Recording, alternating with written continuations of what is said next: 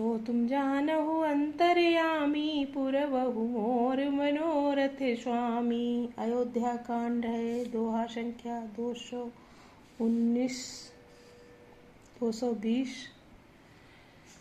तो सभी लोग लाइक और कमेंट कर देना प्लीज। अब ये संवाद चल रहा है, भरत जी राम जी को मनाने के लिए गए हैं, तो भरद्वाज ऋषि और भरत जी और सेवक वहीं का संवाद है। तथापि करहि सम विषय विहारा, भगत अभगत हृदय अनुसारा। अगुन अलेप यमान एक रस, राम सगुन भय भगत प्रेम बस। तथापि वे भक्त और अभक्त के हृदय के अनुसार श्रम और विषम व्यवहार करते हैं। भक्त को प्रेम से गले लगा लेते हैं और अभक्त को मार कर तार देते हैं। कौन? जो प्रभु श्री राम जी हैं। गुण रहित और निर्लेप मान रहित और सदा एक रस भगवान श्री राम के भक्त के प्रेम बस ही सगुण हुए हैं। राम सदा सेवक रुचि राखी, वेद पुराण साधु सुर साखी। अज जिय जानि तजहु कुटिलाई, करहु भरत पद प्रीति सुहाई। श्री राम जी सदा अपने सेवकों भक्तों की रुचि रखते आए हैं। वेद पुराण साधु और देवता इनके साक्षी हैं। ऐसा हृदय में जानकर कुटिलता छोड़ दो और भरत जी के चरणों में सुंदर प्रीति करो। सो तुम जानहु अंतर्यामी, पुरवहु मोर मनोरथ स्वामी। राम भगत परहित निरत, पर दुख दुखी दयाल।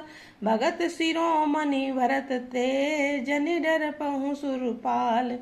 हे देवराज इंद्र, श्री रामचंद्र जी के भक्त सदा दूसरों के हित में लगे रहते हैं। वे दूसरों के दुख में दुखी और दयालु होते हैं। फिर भरत जी तो भक्तों के शिरोमणि हैं, उनके बिल्कुल न डरो। सत्य संद प्रभु सुरहितकारी, भरत राम आयस अनुसारी। स्वार्थ विवश विकल तुम होहु, भरत दोष जनि राउर मोहु। प्रभु श्री रामचंद्र जी सत्य प्रतिज्ञ और देवताओं का हित करने वाले हैं और भरत जी श्री राम जी के आज्ञा के अनुसार चलने वाले हैं। तुम व्यर्थ ही स्वार्थ के विशेष बस होकर व्याकुल हो रहे हो। इसमें भरत जी का कोई दोष नहीं है, तुम्हारा ही मोह है। सुनि बुरु सुरबर सुरु गुरु बर बानी, भा प्रमोद मन मिटी गलानी। बरसी प्रसूनु हरसी सुर राऊ, लगे सराहन भरत शुभाऊ। देव गुरु बृहस्पति जी की श्रेष्ठ वाणी सुनकर इंद्र के मन में बड़ा आनंद हुआ और उनकी चिंता मिट गई। तब हर्षित होकर देवराज पुष्प फूल बरसाकर भरत के स्वभाव को सराहना करने लगे। यही विधि भरत चले मग जाही, दशा देखी मुनि सिद्धि सिहाही।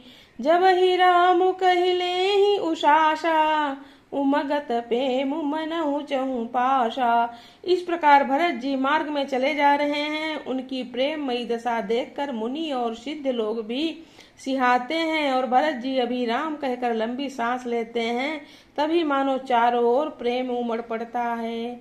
द्रवहि बचन सुनि कलिश पशाना, पुरुजन प्रेम न जाई बखाना।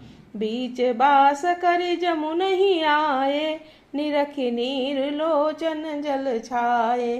सो तुम जानहु अंतर्यामी, पुरवहु मोर मनोरथ स्वामी।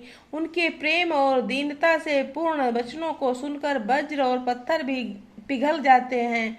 अयोध्या वासियों का प्रेम कहते नहीं बना। बीच में निवास मुकाम करके भरत जी यमुना के तट पर आए। यमुना जी का जल देखकर उनके नेत्रों में जल भर आया। रघुबर वरन बिलोकी बर बारिश समेत समाज, होत मगन बारिध बिरह चढ़े विवेक जहाज। श्री रघुनाथ जी के श्याम रंग का सुंदर जल देखकर सारे समाज सहित भरत जी प्रेम विह्वल होकर और राम जी के विरह रूपी समुद्र में डूबते डूबते विवेक रूपी जहाज पर चढ़ गए। अर्थात यमुना जी का श्याम वर्ण जल देखकर सब लोग श्याम वर्ण भगवान के प्रेम में विह्वल हो गए और उन्हें न पाकर विरह व्यथा से पीड़ित हो गए। तब भरत जी को यह ध्यान आया कि जल्दी चलकर उनके साक्षात दर्शन करेंगे।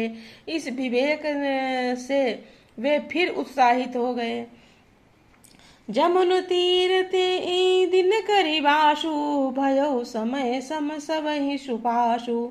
राति घाट घाट की तरनी, आई अगणित जाहि न बरनी।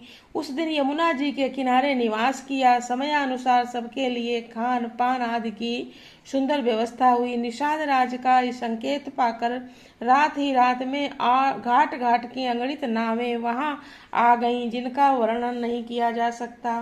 प्रात पार भय कहीं खेवा, तो से राम सखा की सेवा। चले नहाई नदी सिरुनाई, साथ निषाद नाथ दो भाई। सवेरे एक ही खेवे में सब लोग पार हो गए और श्री रामचंद्र जी के सखा निषाद राज की इस सेवा से संतुष्ट हुए। फिर ध्यान स्नान करके और नदी को सिर नवाकर निषाद राज के साथ दोनों भाई चले। आगे मुनिवर वाहन आछे, राम समाज जाई सब पाछे। तेहि पाछे दो बंधु पयादे, भूषण बसन भेष सुठि सादे। आगे अच्छी अच्छी सवारियों श्रेष्ठ मुनि हैं, उनके पीछे सारा राज समाज जा रहा है। उसके पीछे दोनों भाई बहुत सादे भूषण वस्त्र और भेष से पैदल चल रहे हैं। सेवक सुखद सचिव सुत साथा, सुमिरत लखन सिय रघुनाथा। जहाँ जहाँ राम बास विश्रामा, तहाँ तहाँ करहि सप्रेम प्रणामा।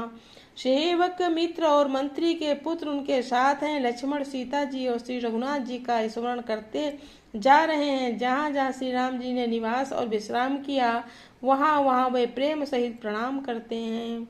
जय श्री राम।